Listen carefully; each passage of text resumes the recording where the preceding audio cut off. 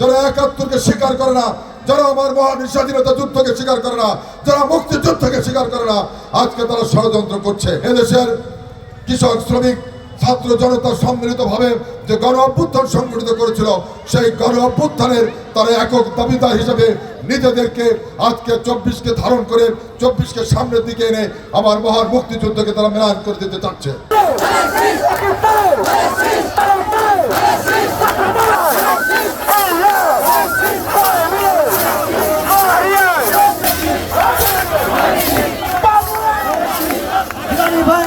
আগামী 12ই ফেব্রুয়ারি বাংলাদেশের ত্রয়োদশ জাতীয় সংসদ নির্বাচন। এই নির্বাচনে আমি জাতীয়তাবাদী দলের পক্ষ থেকে ধানের শীষ প্রতীক নিয়ে এই নির্বাচনে প্রতিদ্বন্দ্বিতা করছি। বাংলাদেশে যখন এই নির্বাচন অনুষ্ঠিত হচ্ছে, তখন বাংলাদেশ দুটো ভাগে বিভক্ত হয়ে পড়েছে। আপনারা দেখেছেন, একটি সত্যান্বেষী মহল এবং একটি গোষ্ঠী যারা বিগত দিনে স্বাধীনতা বিরোধী 71-এর পরাজিত শক্তি, তারা নতুন করে বাংলাদেশের ষড়যন্ত্রের জাল বিস্তার করছে। ইলেকশন ইঞ্জিনিয়ারিং করার মধ্য দিয়ে তারা ক্ষমতার মসনদে বসতে চাচ্ছে। আজকে এই গোষ্ঠীটি, এই 71-এর অপরাজিত শক্তি, তারা নতুন করে বাংলাদেশে যে ষড়যন্ত্র শুরু করেছে।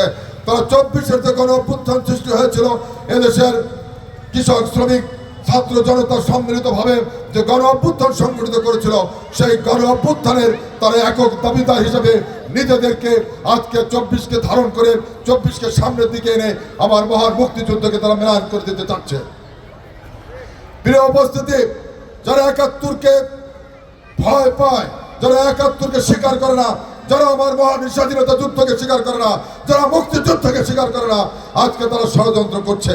এবং তারা এই ষড়যন্ত্রের মধ্য দিয়ে আজ আমার প্রিয় স্বাধীনতা 30 লক্ষ শহীদের রক্তের বিনিময়ে এবং প্রায় 2 লক্ষ মা বোনের ইজ্জতের বিনিময়ে যে স্বাধীনতা অর্জিত হয়েছিল, সেই স্বাধীনতাকে তারা ধ্বংস করে দেওয়ার পায় তারা করছে। জন্য আজকে আপনাদেরকে বুঝতে হবে স্বাধীনতার সপক্ষের শক্তি কারা, মুক্তিযোদ্ধাদের দল কারা, তাদের পক্ষে আপনাদেরকে থাকতে হবে। এটা আমি আপনাদের কাছে উদাত্ত আহ্বান জানাচ্ছি।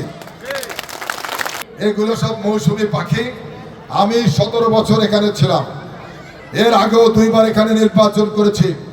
8 এবং 18 সালে 2বার আমি এখান থেকে নির্বাচন করেছি। 14 এবং 24 জাতীয়তাবাদী দল নির্বাচনে অংশগ্রহণ করেন নাই।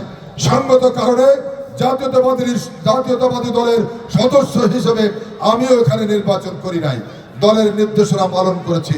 যে আদর্শ বিশ্বাস করি, সেই আদর্শকে বুকে ধারণ করেছি, লালন করেছি, পালন করেছি। কখনো আদর্শচ্যুত হই নাই।